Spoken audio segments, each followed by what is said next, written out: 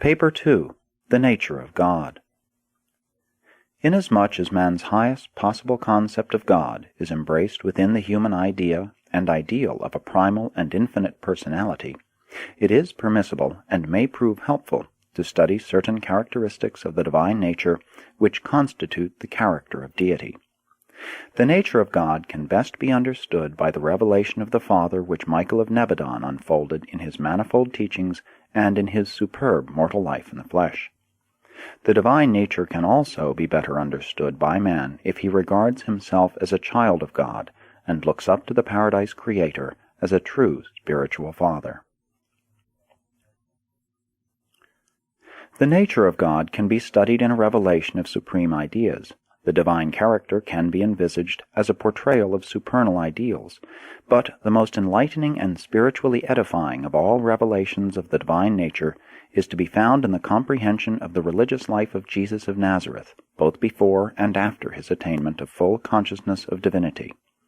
If the incarnated life of Michael is taken as the background of the revelation of God to man, we may attempt to put in human word symbols certain ideas and ideals concerning the divine nature which may possibly contribute to a further illumination and unification of the human concept of the nature and the character of the personality of the Universal Father.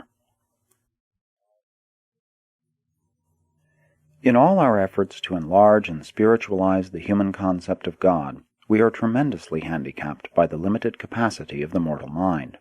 We are also seriously handicapped in the execution of our assignment by the limitations of language and by the poverty of material which can be utilized for purposes of illustration or comparison in our efforts to portray divine values and to present spiritual meanings to the finite mortal mind of man. All our efforts to enlarge the human concept of God would be well nigh futile except for the fact that the mortal mind is indwelt by the bestowed adjuster of the Universal Father and is pervaded by the truth spirit of the Creator Son. Depending, therefore, on the presence of these divine spirits within the heart of man for assistance in the enlargement of the concept of God, I cheerfully undertake the execution of my mandate to attempt the further portrayal of the nature of God to the mind of man.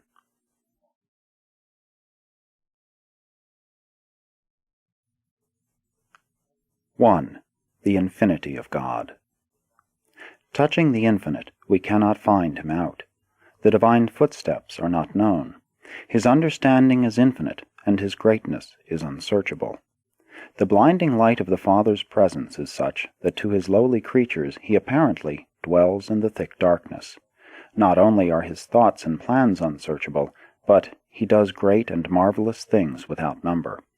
God is great. We comprehend him not, neither can the number of his years be searched out. Will God indeed dwell on the earth?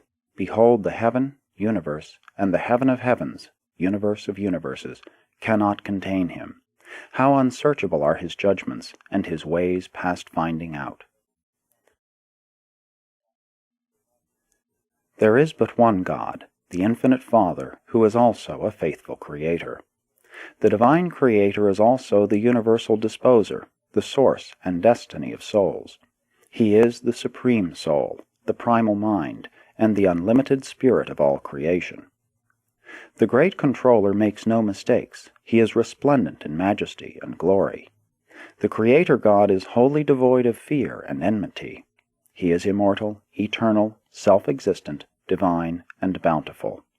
How pure and beautiful, how deep and unfathomable is the supernal ancestor of all things. The Infinite is most excellent in that he imparts himself to men. He is the beginning and the end, the Father of every good and perfect purpose. With God all things are possible.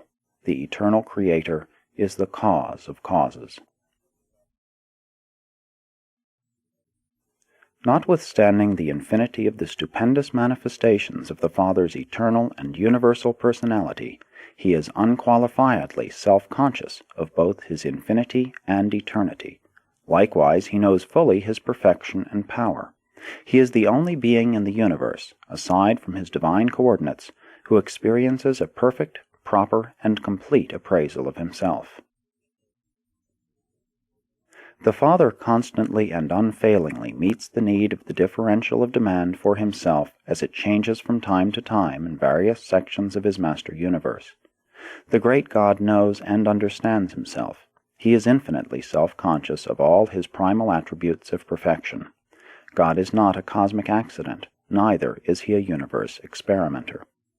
The universe sovereigns may engage in adventure, the constellation fathers may experiment, the system heads may practice, but the universal Father sees the end from the beginning, and his divine plan and eternal purpose actually embrace and comprehend all the experiments and all the adventures of all his subordinates in every world, system, and constellation, in every universe of his vast domains.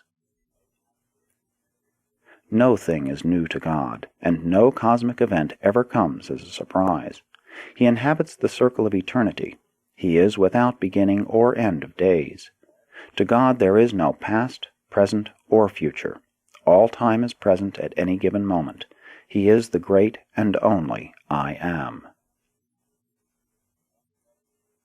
The Universal Father is absolutely and without qualification infinite in all his attributes, and this fact, in and of itself, automatically shuts him off from all direct communication with finite material beings and other lowly created intelligences. And all this necessitates such arrangements for contact and communication with his manifold creatures as have been ordained first in the personalities of the Paradise Sons of God, who, although perfect in divinity, also often partake of the nature of the very flesh and blood of the planetary races, becoming one of you and one with you. Thus, as it were, God becomes man, as occurred in the bestowal of Michael, who was called interchangeably the Son of God and the Son of Man. And second, there are the personalities of the Infinite Spirit, the various orders of the seraphic hosts and other celestial intelligences, who draw near to the material beings of lowly origin, and in so many ways minister to them and serve them. And third, there are the impersonal mystery monitors, thought adjusters, the actual gift of the great God himself, sent to indwell such as the humans of Urantia, sent without announcement and without explanation. In endless profusion they descend from the heights of glory to grace and indwell the humble minds of those mortals who possess the capacity for God consciousness, or the potential therefor.